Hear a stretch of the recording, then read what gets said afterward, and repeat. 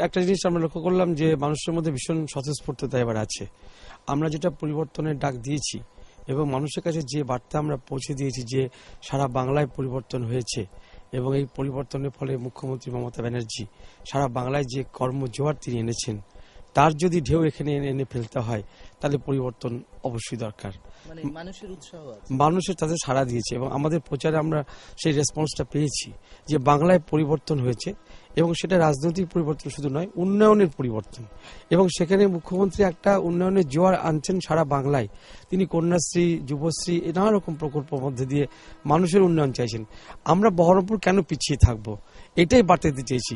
সারা বাংলা যখন একদিকে তখন বহরমপুর কেন আর একদিকে?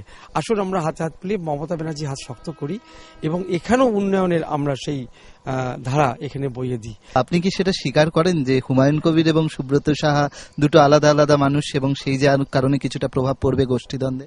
দলটার নাম তৃণমূল কংগ্রেস আর তার একটাই নেত্রী, তার নাম মমতা ব্যানার্জি। বাকি সবাই আমরা কর্মী।